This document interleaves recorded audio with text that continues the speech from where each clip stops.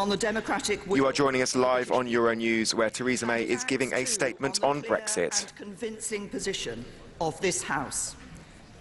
A few minutes ago in Brussels, the United Kingdom's permanent representative to the EU handed a letter to the President of the European Council on my behalf, confirming the government's decision to invoke Article 50 of the Treaty on European Union. The Article 50 process is now underway, and in accordance with the wishes of the British people, the United Kingdom is leaving the European Union. This is an historic moment from which there can be no turning back. Britain is leaving the European Union. We are going to make our own decisions and our own laws. We are going to take control of the things that matter most to us. And we are going to take this opportunity to build a stronger, fairer Britain, a country that our children and grandchildren are proud to call home. That is our ambition and our opportunity, and that is what this government is determined to do. Mr. Speaker, at moments like these, great turning points in our national story, the choices we make define the character of our nation. We can choose to say the task ahead is too great. We can choose to turn our face to the past and believe it can't be done. Or we can look forward with optimism and hope, and to believe in the enduring power of the British spirit. Yes. I choose to believe in Britain and that our best days lie ahead. Yes. And I do so because I am confident that we have the vision and the plan to use this moment to build a better Britain. For leaving the European Union presents us with a unique opportunity. It is this generation's chance to shape a brighter future for our country, a chance to step back and ask ourselves what kind of country we want to be. My answer is clear. I want the United Kingdom to emerge from this period of change stronger, fairer, more united and more outward-looking than ever before. I want us to be a secure, prosperous, tolerant country, a magnet for international talent, and a home to the pioneers and innovators who will shape the world ahead. I want us to be a truly global Britain, the best friend and neighbour to our European partners, but a country that reaches beyond the borders of Europe too. Can I just apologise for having to interrupt the Prime Minister? Mr Boswell, calm yourself. You've got to try to learn to behave in a statesmanlike fashion. That's your long-term goal. It may be very long-term, but it should be a goal. And what I say to the House is this. You can study the record. I will want all colleagues to have the chance to question the Prime Minister. But this is a very important statement, and I think it is reasonable to expect that the Prime Minister gets a courteous hearing, and then every other colleague should get a courteous hearing. The Prime Minister. Mr. Speaker, I want us to be a truly global Britain, the best friend and neighbour to our European partners, but a country that reaches beyond the borders of Europe too. A country that goes out into the world to build relationships with old friends and new allies alike. And that is why I have set out a clear and ambitious plan for the negotiations ahead. It is a plan for a new, deep and special partnership between Britain and the European Union.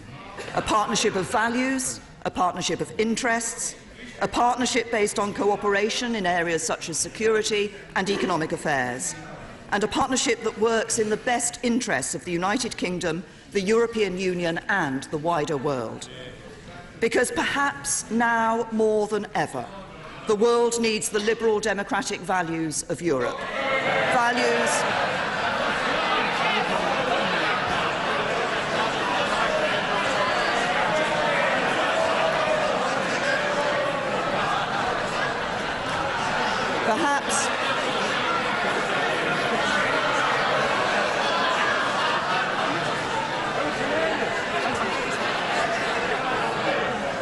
Perhaps now more than ever, the world needs the liberal democratic values of Europe, values that the United Kingdom shares. And that is why, while we are leaving the institutions of the European Union, we are not leaving Europe. We will remain a close friend and ally. We will be a committed partner. We will play our part to ensure that Europe is able to project its values and defend itself from security threats, and we will do all that we can to help the European Union prosper and succeed. So, Mr. Speaker, in the letter that has been delivered to President Tusk today, copies of which I have placed in the library of the House, I have been clear that the deep and special partnership we seek is in the best interests of the United Kingdom and of the European Union too. I have been clear that we will work constructively in a spirit of sincere cooperation to bring this partnership into being.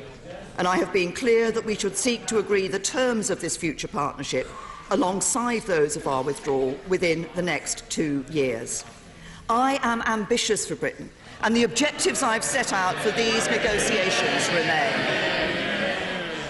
We will deliver certainty wherever possible so that business, the public sector and everybody else has as much clarity as we can provide as we move through the process.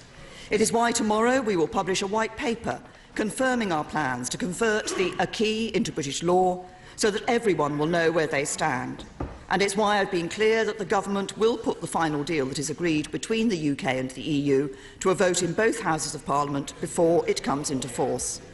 We will take control of our own laws and bring an end to the jurisdiction of the European Court of Justice in Britain. Leaving the European Union will mean that our laws will be made in Westminster, Edinburgh, Cardiff and Belfast, and those laws will be interpreted by judges not in Luxembourg but in courts across this country. We will strengthen the union of the 4 nations that comprise our United Kingdom. We will negotiate as one United Kingdom, taking account of the specific interests of every nation and region of the UK. And when it comes to the powers that we will take back from Europe, we will consult fully on which powers should reside in Westminster and which should be passed on to the devolved administrations. But, Mr. Speaker, no decisions currently taken by the devolved administrations will be removed from them.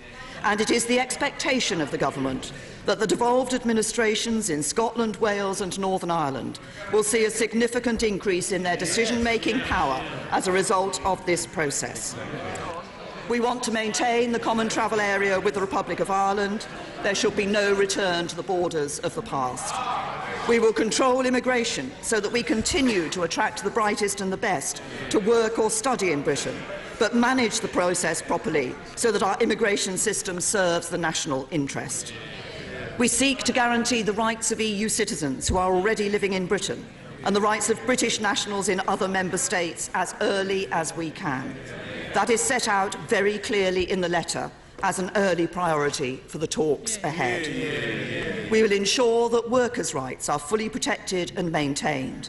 Indeed, under my leadership, not only will the Government protect the rights of workers, but we will build on them. We will pursue a bold and ambitious free trade agreement with the European Union that allows for the freest possible trade in goods and services between Britain and the EU's member states, that gives British companies the maximum freedom to trade with and operate within European markets, and that lets European businesses do the same in Britain. Because European leaders have said many times that we cannot cherry-pick and remain members of the single market without accepting the 4 freedoms that are indivisible. We respect that position, and as accepting those freedoms is incompatible with the democratically expressed will of the British people, we will no longer be members of the single market. We are going to make sure that we can strike trade agreements with countries from outside the European Union too. Because important though our trade with the EU is and will remain, it is clear that the UK needs to increase significantly its trade with the fastest growing export markets in the world. We hope to continue to collaborate with our European partners in the areas of science, education, research and technology, so that the UK is one of the best places for science and innovation. We seek continued cooperation with our European partners in important areas such as crime, terrorism and foreign affairs. And it is our aim to deliver a smooth and orderly Brexit, reaching an agreement about our future partnership by the time the 2-year Article 50 process has concluded, then moving into a phased process of implementation in which Britain, the EU institutions and member states prepare for the new arrangements that will exist between us. Mr. Speaker, we understand that there will be consequences for the UK of leaving the EU. We know that we will lose influence. We know that we will lose influence over the rules that affect the European economy. We know that UK companies that trade with the EU will have to align with rules agreed by institutions of which we are no longer a part, just as we do in other overseas markets, and we accept that. However, we approach these talks constructively, respectfully, and in a spirit of sincere cooperation. For it is in the interests of both the United Kingdom and the European Union that we should use this process to deliver our objectives in a fair and orderly manner. It is in the interests of both the United Kingdom and the European Union that there should be as little disruption as possible. And it is the interests of both the United Kingdom and the European Union that Europe should remain strong, prosperous and capable of projecting its values in the world.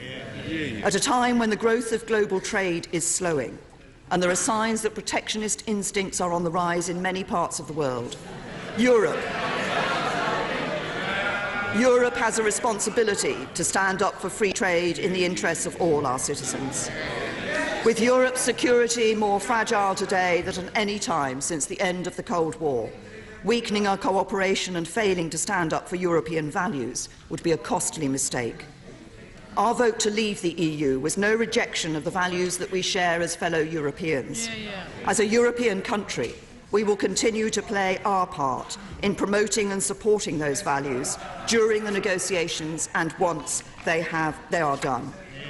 We will continue to be reliable partners, willing allies and close friends. We want to continue to buy goods and services from the EU and sell them ours.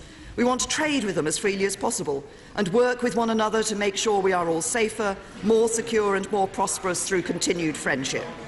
Indeed, in an increasingly unstable world, we must continue to forge the closest possible security cooperation to keep our people safe.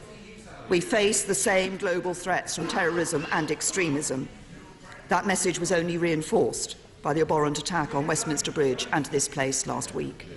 So there should be no reason why we should not agree a new deep and special partnership between the UK and the EU that works for us all.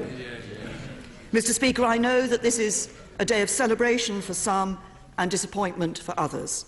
The referendum last June was divisive at times. Not everyone shared the same point of view or voted the same way. The arguments on both sides were passionate. But, Mr. Speaker, when I sit around the negotiating table in the months ahead, I will represent every person in the United Kingdom, young and old, rich and poor, city, town, country, and all the villages and hamlets in between. And yes, those EU nationals who have made this country their home. And it is my fierce determination to get the right deal for every single person in this country. For as we face the opportunities ahead of us on this momentous journey, our shared values, interests and ambitions can and must bring us together. We all want to see a Britain that is stronger than it is today. We all want a country that is fairer so that everyone has the chance to succeed. We all want a nation that is safe and secure for our children and grandchildren.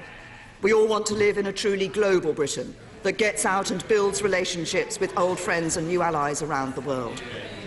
These are the ambitions of this government's plan for Britain, ambitions that unite us so that we are no longer defined by the vote we cast, but by our determination to make a success of the result.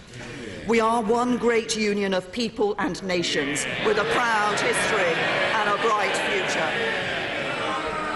And now that the decision to leave has been made and the process is underway, it is time to come together. For this great national moment needs a great national effort, an effort to shape a stronger future for Britain. So let us do so together. Let us come together and work together. Let us together choose to believe in Britain with optimism and hope. For if we do, we can make the most of the opportunities ahead. We can together make a success of this moment. And we can together build a stronger, fairer, better Britain. A Britain our children and grandchildren are proud to call home. I commend this statement to the House. Theresa May there at the Houses of Parliament.